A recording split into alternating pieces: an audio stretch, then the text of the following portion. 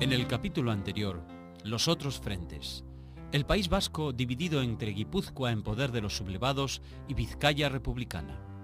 El gobierno de la República reorganiza a su ejército mientras crece la influencia comunista en las áreas de poder. Largo Caballero renuncia en medio de una crisis política. Franco consolida su hegemonía en el terreno militar y político. Creación de un partido único.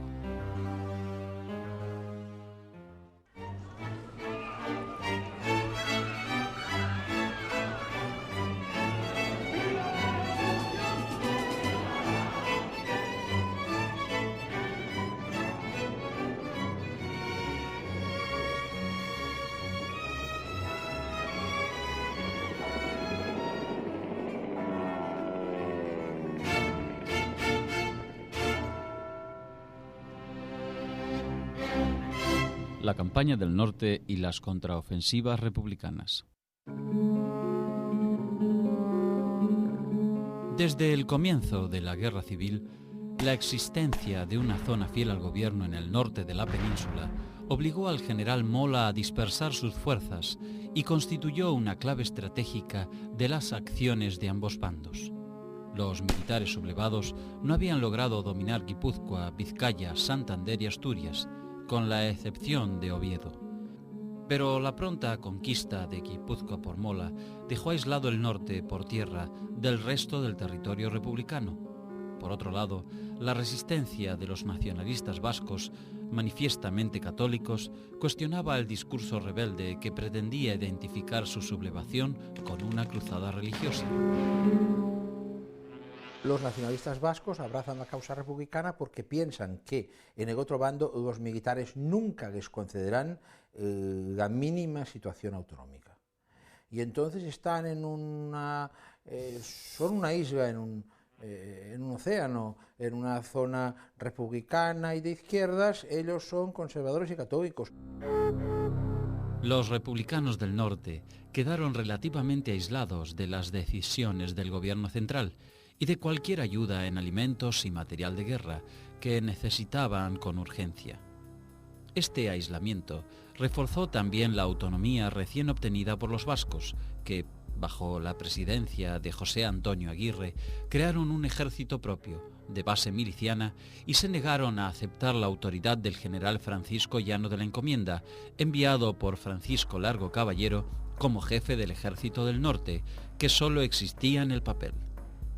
Las fuerzas vascas fueron puestas a las órdenes del comandante Arambarri, y el general Llano de la Encomienda debió retirarse al cuartel general de Santoña, en la costa cantábrica, al pie del monte Buciero, sin ejercer ninguna función efectiva. El gobierno vasco no entiende que se debe hacer una campaña coordinada y ellos creen que deben hacer una campaña por su cuenta. Hacer una campaña por su cuenta le supone quedar privado de muchas ayudas, por ejemplo, de aviación. Esta es una de las razones que hará que el ejército del norte nunca sea real y que nunca haya coordinación entre las acciones militares en Asturias, en Santander y en el País Vasco. En general, la postura del gobierno vasco con el gobierno de la República es de no colaboración o de colaboración muy a su aire.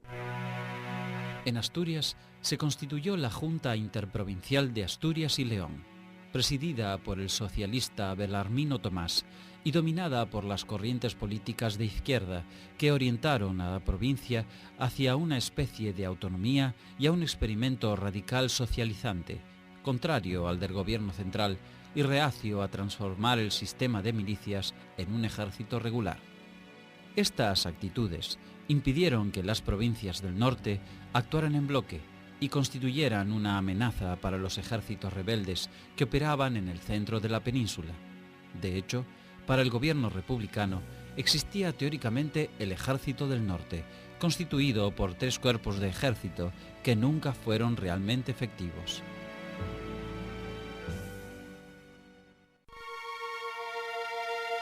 Durante todo el invierno, rebeldes y leales mantuvieron sus posiciones con pocas modificaciones en diversos sectores de Santander, Asturias y Vizcaya. Mientras tanto, los sublevados consiguieron establecer un corredor entre Grado y Oviedo para auxiliar a los sitiados en esta última ciudad. Ese sector fue defendido con más de 35.000 hombres y abundante artillería. Estas circunstancias generaron un acuerdo entre las fuerzas vascas y el Estado Mayor Central para intentar una ofensiva capaz de romper el frente en Villarreal y progresar hacia Vitoria. Más de 9.000 hombres, apoyados por 25 piezas de artillería, atacaron las posiciones sublevadas en Villarreal. La ofensiva debía contar con 2 columnas, una vasca, que llevaría a cabo la primera parte, y otra santanderina, que se le incorporaría después. El 30 de noviembre se produjo el primer asalto, rodeando el pueblo por ambos lados. Mientras la aviación castigaba a los atacantes y los defensores resistían como podían, el general José Solchaga envió un batallón de reserva para que se acercara sigilosamente al Pinar de Villarreal, atrapando a los vascos entre 2 fuegos y haciéndolos retroceder. El 2 de diciembre, un nuevo ataque vasco fue desbaratado por la aviación. 10 días después, se produjo un tercer asalto en que los vascos estuvieron a punto de tomar el pueblo. Para entonces, la columna proveniente de Santander todavía no se había puesto en marcha. Tras una semana de asedio, los sublevados o nacionales, como se denominaban a sí mismos, recibieron tropas de refuerzo y los republicanos debieron replegarse. A partir de ese momento, el frente vasco quedó estabilizado. La tregua fue aprovechada por el gobierno vasco para crear un nuevo ejército de 25.000 hombres, fortificar sus posiciones y construir el llamado Cinturón de Hierro para la defensa de Bilbao. También se erigió un sistema de fortificaciones a lo largo de la frontera vizcaína. El Cinturón de Hierro estaba pensado para defender Bilbao, para hacerlo inexpugnable, y la verdad es que sirvió para bien poco. En 2 o 3 días acabaron con él. No estaba completado en el momento en que los franquistas llegaron a Bilbao. Además, uno de los artífices de Goicoechea, que había sido uno de los artífices de la construcción del Cinturón de Bilbao, se pasó al enemigo, de manera que se pasó con los planos y por lo tanto el enemigo sabía los puntos débiles del Cinturón de Hierro, y sobre todo había un hecho incontestable, y ese hecho fue que los nacionales tenían aviación. Por su parte, los sublevados organizaron 4 brigadas navarras de unos 6.000 hombres cada una, destinadas a funcionar como punta de lanza en las futuras acciones. En estas fuerzas, los principales batallones de la infantería eran tercios de requetés, navarros y vascos, pero los acompañaban tabores de regulares, banderas de legionarios y batallones de soldados de reemplazos veteranos. La artillería, ingenieros y servicios siempre estaban constituidos por soldados.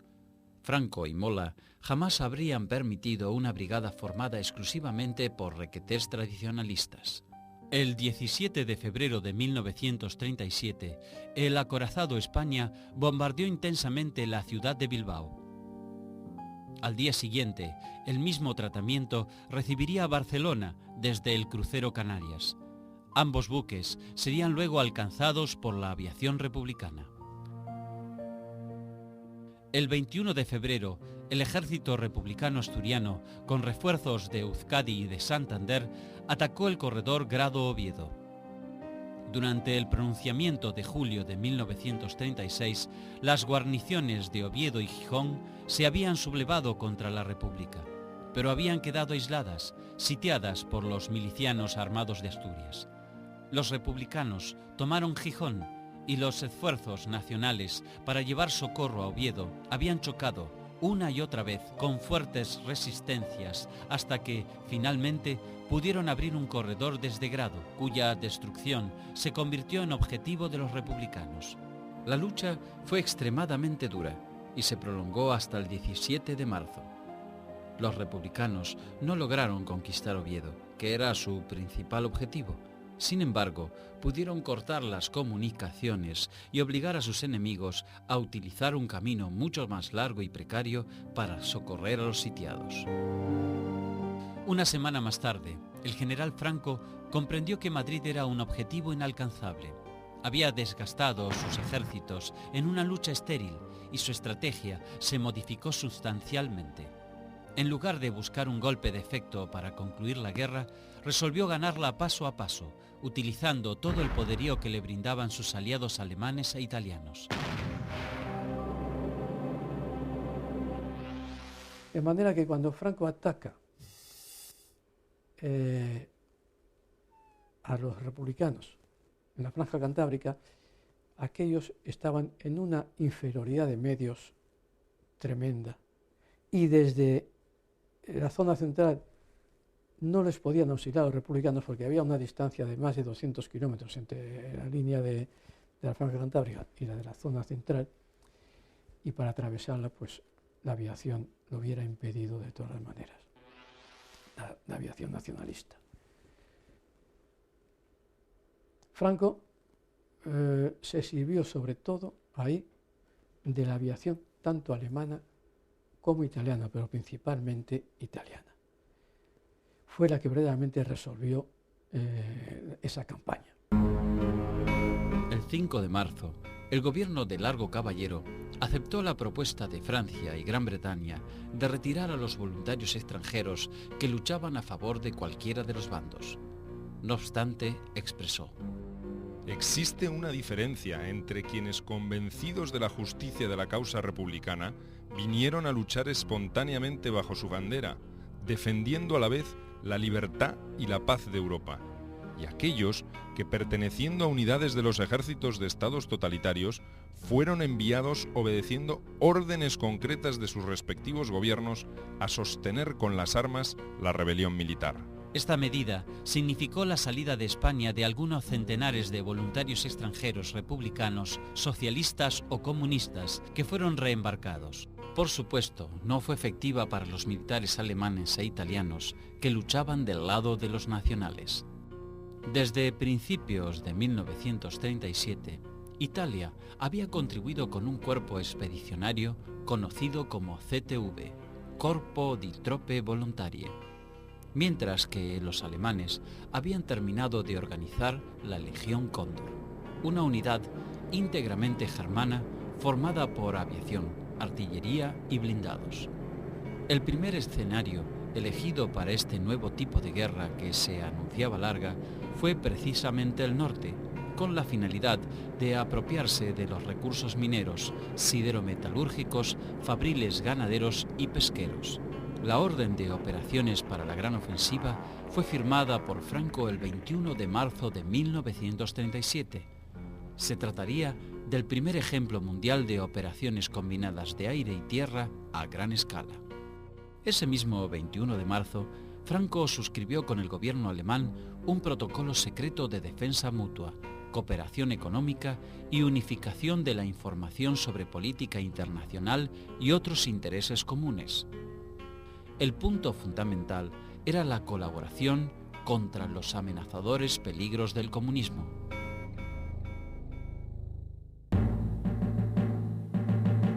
El 31 de marzo, Mola dio comienzo a la ofensiva para romper el perímetro fortificado de Vizcaya y los nacionales ocupaban Ochandiano tras 4 días de combate. Los aviones alemanes bombardearon tanto concentraciones militares como ciudades. Durango quedó virtualmente destruida y numerosos civiles resultaron muertos, pero la ofensiva, conducida por el general José Solchaga, acabó agotándose y los franquistas no lograron romper el frente hasta la segunda quincena de abril. Ante la peligrosa situación, el gobierno de Aguirre decidió entregar el control de las operaciones al general Llano de la Encomienda, pero esa subordinación al gobierno central no implicó el envío de los refuerzos que el general pidió desesperadamente, porque las fuerzas de Mola estaban apoyadas por 1,5 centenar de bombarderos y cazas, mientras las fuerzas vascas, aunque se les enviaron numerosos aparatos, nunca lograron reunir más de 10 o 12 para su defensa. Muchos fueron derribados nada más llegar, y otros fueron destruidos en aeropuertos mal defendidos.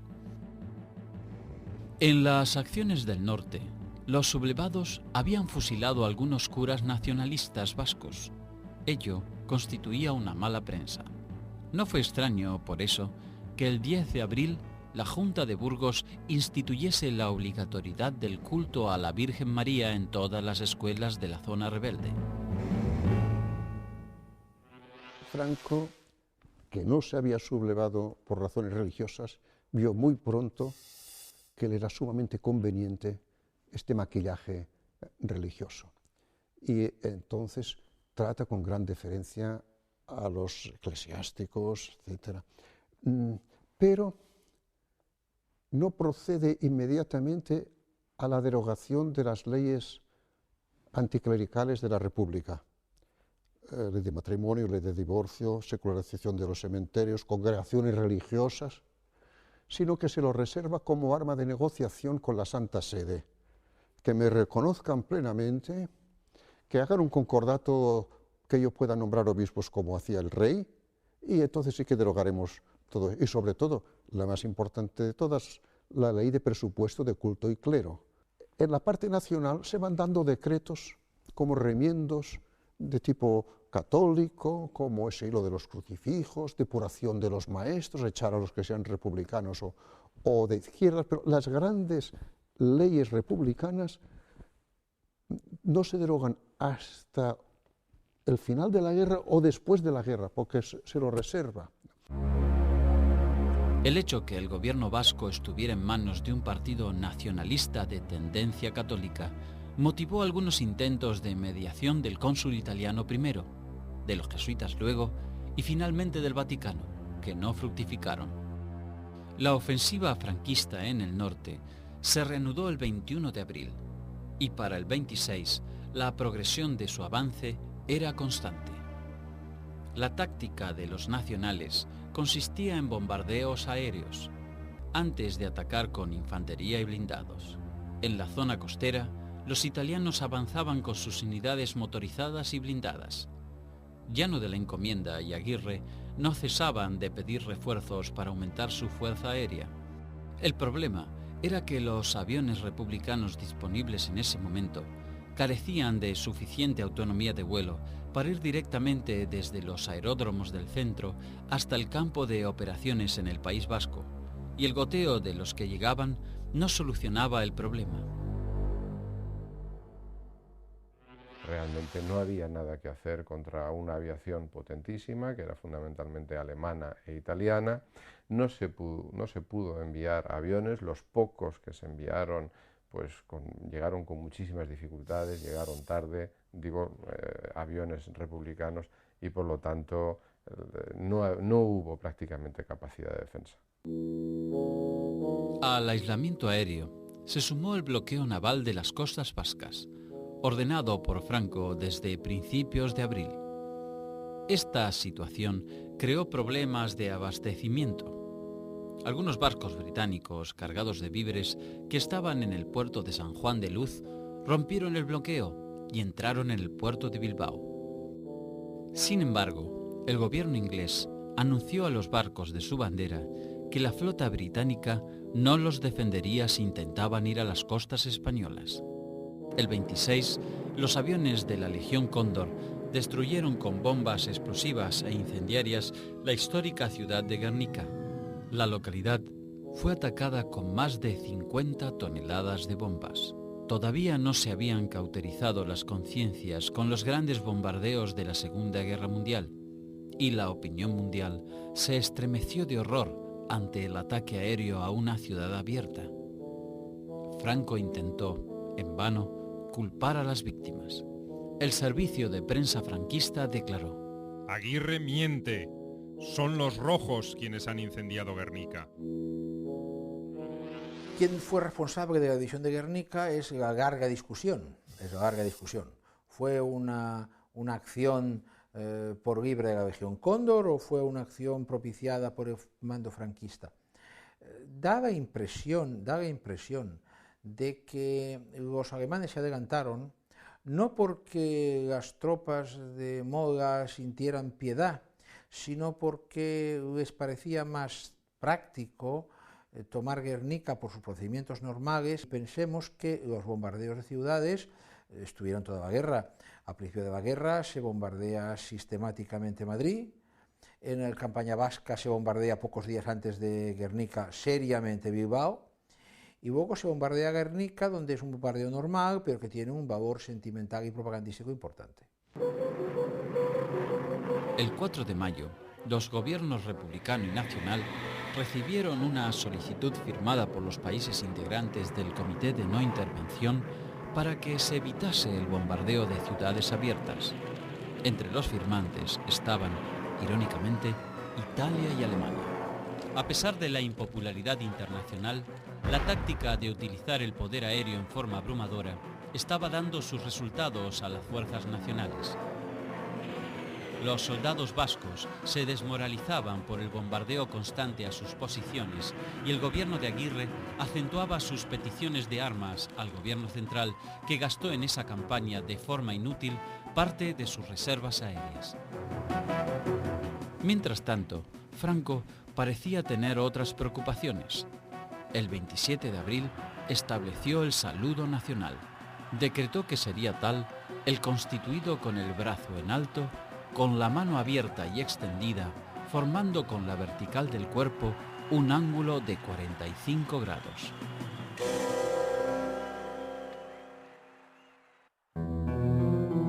Habiendo caído Durango y Guernica, el ejército vasco se replegó, estableciendo una línea defensiva alrededor de Bilbao. El propio Aguirre se hizo cargo del mando directo de las tropas de Euskadi el 5 de mayo, medida que fue mal recibida por el gobierno central. El general Llano de la Encomienda, en cambio, envió un telegrama de felicitación que terminaba diciendo: El Ejército del Norte, excelentísimo señor, se enorgullece al contar en sus cuadros activos al presidente de Euskadi. La situación, sin embargo, no era alentadora.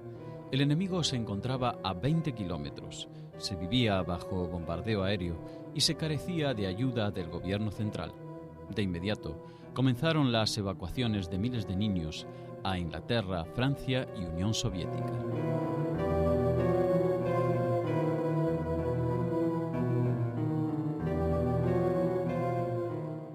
El general Llano de la Encomienda, como antes el Francisco Ciutat y como después el general Gamir Ulibarri, la misión que tenían encomendada era establecer un solo ejército en el norte, es decir, un solo ejército que incluyera a las fuerzas del ejército vasco, las divisiones operativas de Santander y las de Asturias. Pero se encontró con la resistencia del nacionalismo vasco y especialmente del jefe del Ejecutivo vasco, José Antonio de Aguirre, a aceptar que los diferentes cuerpos de ejército vasco quedaran integrados en el ejército del norte.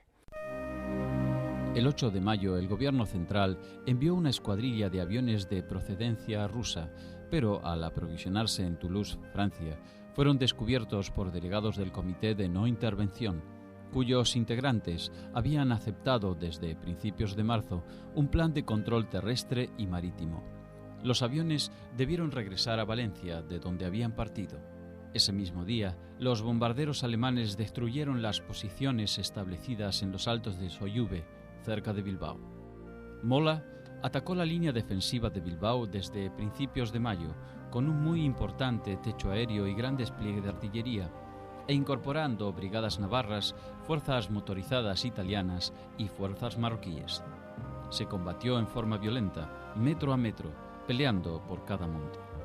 La situación de los republicanos era desesperada.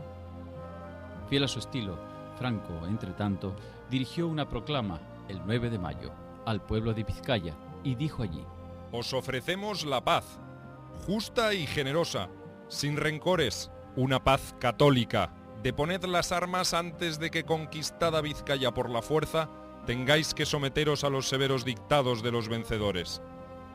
El 16 de mayo, Aguirre telegrafió al gobierno central: Llevamos 47 días resistiendo ofensiva más potente desarrollada, sin pan, sin aviación, sin marina, sin auxilio, evacuación, entregados exclusivamente a nuestras propias fuerzas, sin ofensiva, otros frentes convertidos espectadores. Su mensaje no tuvo quien lo escuchara. Largo Caballero había dimitido el día anterior.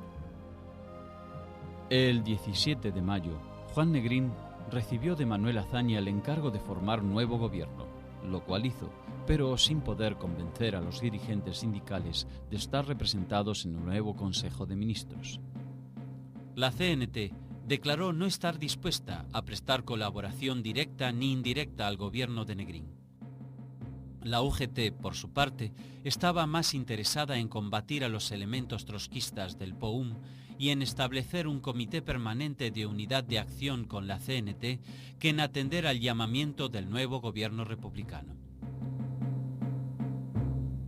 Los republicanos no pudieron pasar aviones al norte.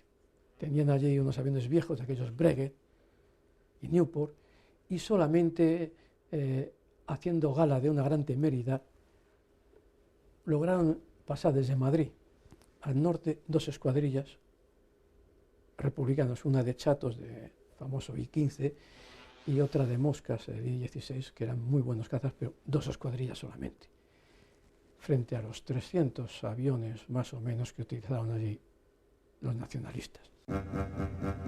El 17 de mayo, el flamante ministro de Defensa, Indalecio Prieto, logró enviar una gran expedición de cazas y bombarderos que habían sido mandados por los rusos desarmados y luego fueron montados en España. Un temporal hizo retornar a muchos de ellos. El resto fue descubierto por los nacionales en el aeropuerto de Popon-Loc, en Francia, y denunciados al Comité de No Intervención.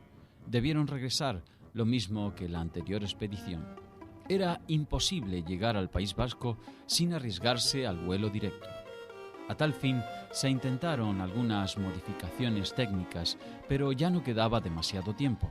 Solo pudieron enviarse 3 escuadrillas, que resultaron insuficientes. El comandante Francisco Ciutat de Miguel expresó en una carta al Estado Mayor Central el 24 de mayo. Con menos de 45 cazas no hacemos nada, y conste que doy cifras mínimas. Actualmente tenemos 15 cazas en vuelo y 5 en reparación. Resultó imposible enviar la fuerza aérea requerida.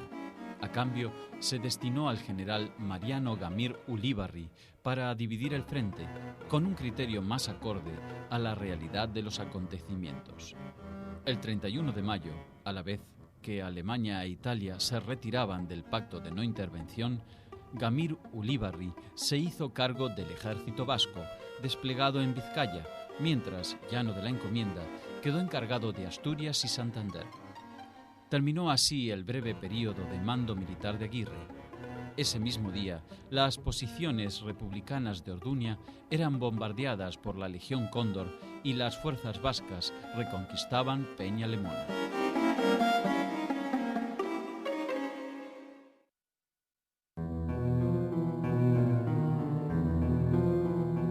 El gobierno republicano emprendió ese mismo 31 de mayo una ofensiva para amenazar La Granja, localidad de la zona central ocupada por los franquistas.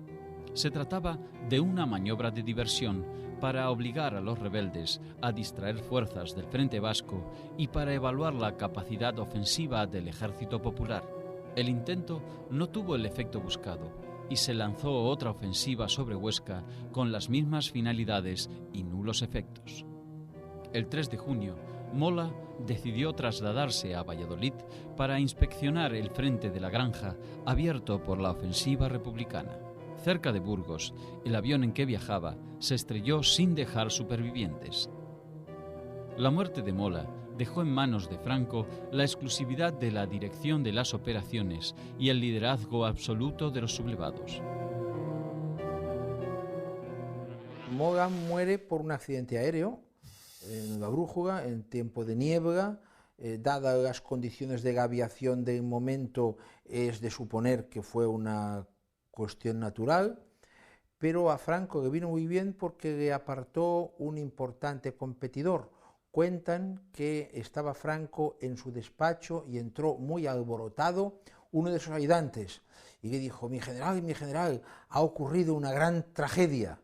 Y el hombre preguntó: ¿qué ha pasado? Dígame usted. acaba de morir el general Moda. Hombre, me había usted asustado, creía que nos habían hundido en Canarias.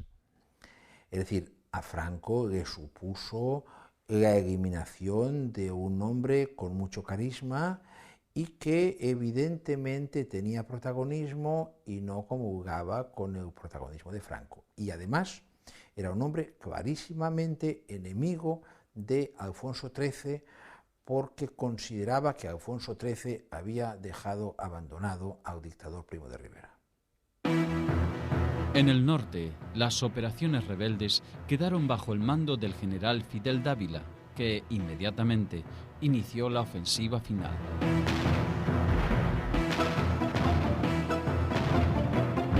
El 12 de junio, con una impresionante concentración de fuerzas y bajo la dirección del general Solchaga, comenzó el ataque final sobre Bilbao, defendido por el llamado Cinturón de Hierro. Los vascos creían en la eficacia de ese tipo de defensa estática. No obstante, la fuga al campo rebelde de un ingeniero que había participado en el diseño del Cinturón de Hierro puso los planos de las posiciones defensivas en manos de los atacantes. En la más impresionante operación combinada de artillería y aviación que hasta entonces se había visto, los franquistas concentraron toda la potencia de fuego sobre las posiciones más débiles del cinturón y lograron romper sus defensas. La población civil de Bilbao comenzó a ser evacuada por la carretera de Santander bajo la frecuente acción de los aviones de la Legión Cóndor. La población civil, según huía hacia Santander o hacia donde actuaba la Legión Cóndor o la aviación nacional, porque actuaban al unísono, sí que era ametrallada en vuelo rasante. Pero no especialmente aquella que huía hacia Santander, sino, por ejemplo, la que huía del mismo Guernica después del destrozo y después de la muerte causada por todo tipo de bombas incendiarias, destructivas, etc., era ametrallada. ¿Cuál era el objetivo? Pues bueno, el objetivo no era más que sembrar el pánico y el terror entre los que huían. Para el 15 de junio, la situación ya era desesperada para los defensores. La artillería franquista había alcanzado el casco de la ciudad de Bilbao. El 16 de junio, el gobierno de Aguirre tomó una decisión trascendente: no destruir la estructura productiva, especialmente los Altos Hornos, algo que hubiera perjudicado seriamente a sus enemigos en el futuro. El propio Aguirre explicaría días después a Azaña su criterio. Los militares querían volar unos Altos Hornos que valen 60 millones de pesetas. Ya bastado apagarlos y algún desperfecto bien pensado para que no puedan utilizarlos en muchos meses. Hemos cumplido un deber para con nuestro pueblo que no nos perdonaría jamás el haber erigido la destrucción por sistema.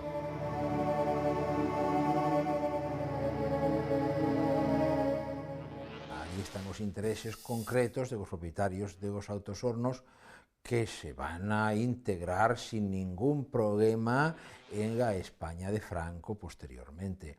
Esto perjudicará seriamente a la República, porque inmediatamente van a ser puesta en producción toda la industria siderúrgica vasca y va a producir material de guerra para el enemigo.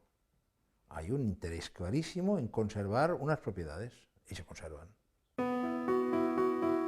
El 18 de junio, el gobierno vasco abandonó Bilbao y se instaló en Trucíos. Al día siguiente, todo había terminado, y la Quinta Brigada de Navarra, a cargo de Juan Bautista Sánchez, ocupaba el centro de Bilbao. Con motivo del primer aniversario del levantamiento, Franco pronunció en estos días un discurso en el que, entre otras cosas, manifestó: Yo tengo la serena confianza de que un día las naciones que aún nos discuten rendirán tributo de admiración a la juventud española que salvó a la civilización cristiana. También expresó su reconocimiento a Alemania, Italia y Portugal, de quienes dijo: Estrecharon con calor nuestra mano en los momentos difíciles del primer año triunfal.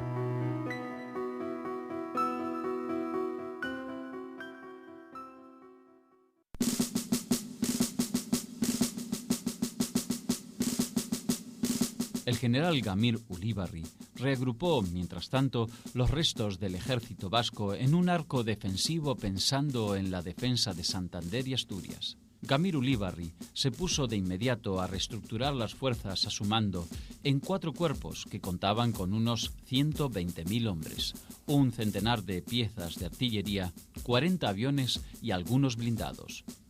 Parte de esas fuerzas eran quintos del chupete, arrebañados entre los últimos recursos humanos del Estado en el norte republicano. Aunque las primeras ofensivas republicanas ensayadas sobre la Granja y Huesca no habían dado el resultado esperado de frenar el ataque final contra Bilbao, se empleó la misma táctica para salvar Santander. El lugar elegido para el ataque republicano fue Brunete, junto a Madrid. La ofensiva sobre Brunete retrasó por un mes la entrada de las fuerzas franquistas en Santander. La maniobra consistió en cortar la retaguardia del Ejército Nacional situado al sur de Madrid. Para ello, el Estado Mayor Central, dirigido por el coronel Vicente Rojo, empleó 80.000 hombres, toda la aviación disponible, 100 carros de combate y 164 piezas de artillería. El ejército republicano probó por primera vez su capacidad de combate en una ofensiva que tenía una gran importancia política, además de militar.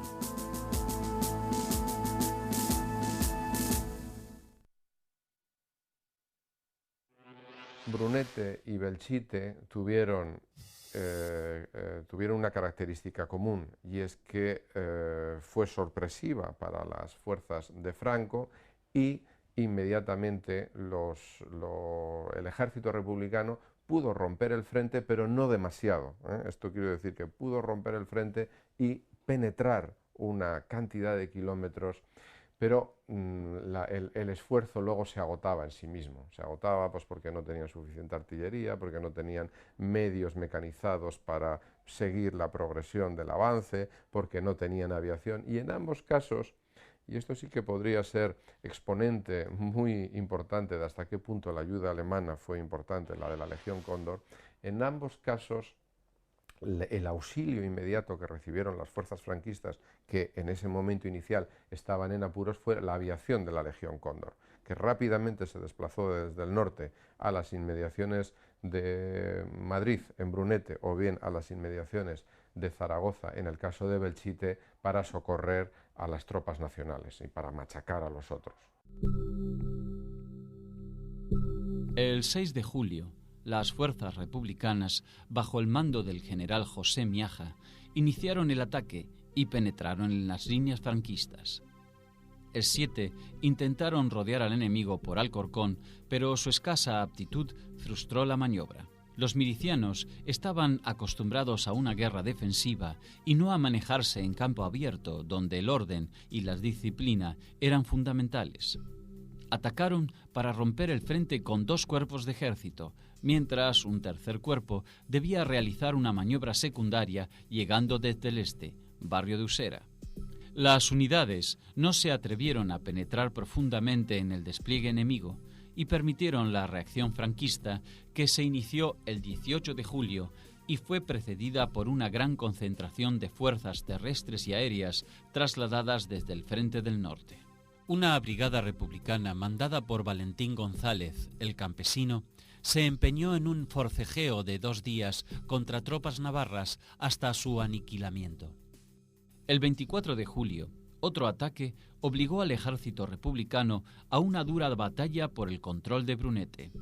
El poder aéreo republicano fue neutralizado y hubo que ordenar el repliegue, casa por casa.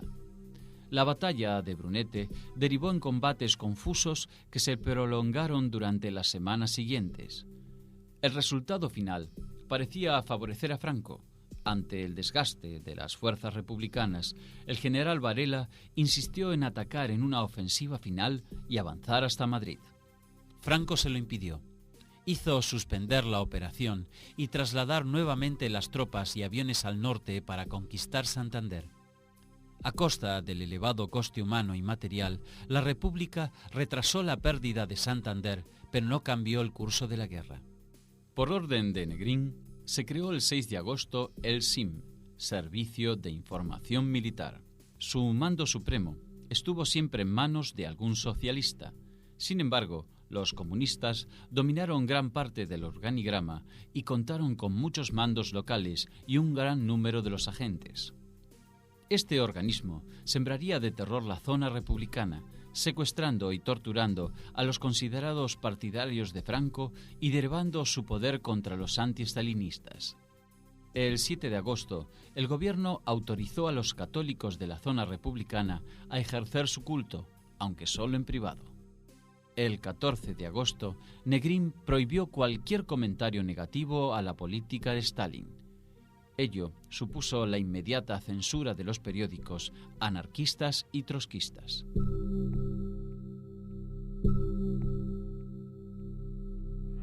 En Cataluña el SIM tenía una influencia comunista importante, desarrolló además organizaciones paralelas y acabó creando un aparato de terror de retaguardia realmente peligroso. Su caso más escandaloso es el caso de Andreu Nin, secuestrado por una mezcla entre SIM y policía secreta soviética que estaba por aquí manejando como quería la situación. El dirigente de la Cuarta Internacional, León Trotsky, salió al cruce, desde su exilio, de las actitudes de Negrín. Exclamó: Si es cierto, y lo es, que tanto el gobierno Negrín-Stalin como el de Franco son los guardianes del capital, si es cierto que la política de Negrín-Stalin conduce inevitablemente a la victoria del fascismo, no es menos erróneo concluir que en la lucha entre los dos ejércitos el proletariado podría adoptar una posición neutral. El proletariado español, como el internacional, está interesado en A. La derrota militar de Franco y B. Que en la guerra civil se ponga en práctica una política capaz de provocar en el plazo más corto posible el derrocamiento del gobierno Negrín-Stalin. El clima de intolerancia no fue, sin embargo, exclusivo del gobierno central. En Asturias, por ejemplo, el socialista Belarmino Tomás, presidente del Consejo, exclamaría pocos días después: Ni en la trinchera ni en la ciudad, ni en el taller ni en el campo, ni en el hogar ni en la calle toleraremos la más leve actitud divergente ni la más leve palabra disconforme. No habrá siquiera petición que consideremos respetuosa. Nadie tiene que pedir nada. Nadie tiene sino que obedecer y callar.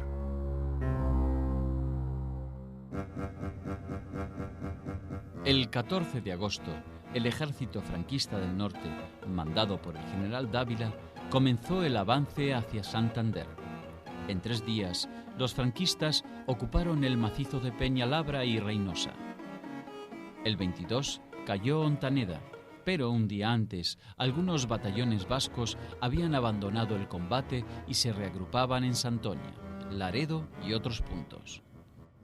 A espaldas de Aguirre, el dirigente del Partido Nacionalista Vasco, Juan de Ajuriaguerra, había pactado con el mando italiano para que los gudaris se rindieran por separado y quedaran libres. Ese fue el famoso Pacto de Santoña.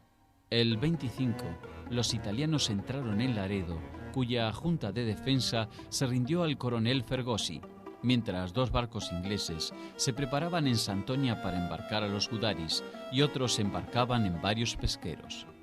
Pero la maniobra fue desbaratada por los nacionales, pues cuando el cuartel general de Burgos conoció lo que ocurría, ordenó suspender aquella operación y los gudaris fueron obligados a desembarcar y conducidos a cárceles y campos de concentración. A la zona fueron enviadas unidades españolas para garantizar que se cumpliera la orden. Mientras tanto, Gamir Ulibarri se replegó hacia Asturias y Santander fue ocupada por los nacionales. Evidentemente, Franco se disponía a atacar Asturias de inmediato y el mando republicano trató de impedirlo. Con la experiencia recogida en Brunete, planeó una nueva ofensiva, esta vez en el frente de Aragón, que se había mantenido tranquilo. Tropas que habían combatido en Brunete, reforzadas por reclutas inexpertos, trataron de romper el frente de Belchite, mientras una maniobra secundaria cortaba la carretera al norte de Zaragoza. El objetivo final era amenazar Zaragoza y la ciudad de Belchite interfería la dirección de ataque. En Brunete los republicanos deberían haber aprendido una cosa que no estoy seguro de que aprendieran, y es que en una maniobra de ataque y ruptura de frente como esta, lo que interesa no es reducir las diversas resistencias que se van encontrando, sino penetrar lo más profundamente posible en el territorio. Empecinarse en conquistar los diversos pueblos fue uno de los errores importantes de Brunete. Pero curiosamente en Belchite siguieron haciendo lo mismo. O sea, en Belchite hay una punta de vanguardia mecanizada que llega con sus carros hasta Fuentes de Ebro, pero el grueso de la operación se empecina en conquistar el pueblo, en conquistar Belchite y en conquistar Codo.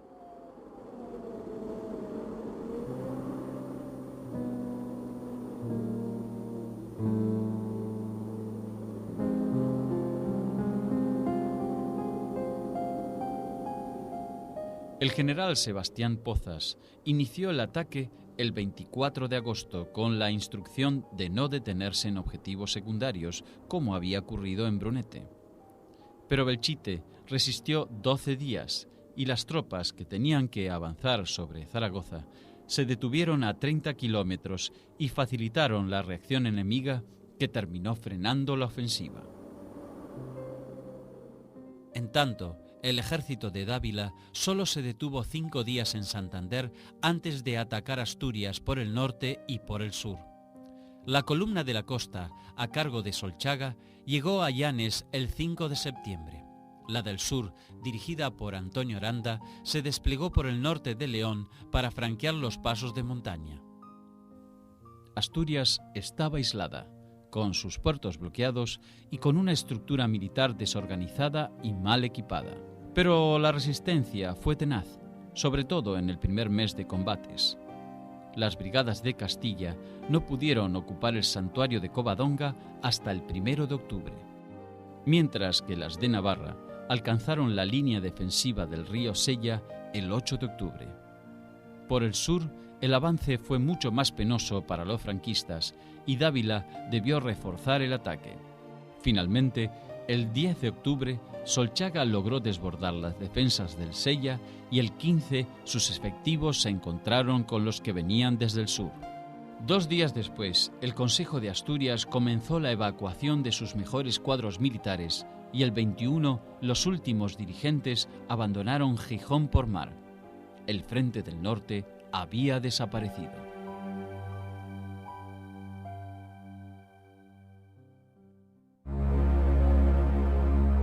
En el próximo capítulo, ataque republicano en Teruel. Con Negrín, la República intenta una estrategia militar más agresiva. Sus ejércitos conquistan Teruel, mientras que el nuevo presidente trata de consolidar su poder interno trasladándose a Barcelona. Franco hace lo propio y da los primeros pasos para constituir el primer gobierno de los nacionales.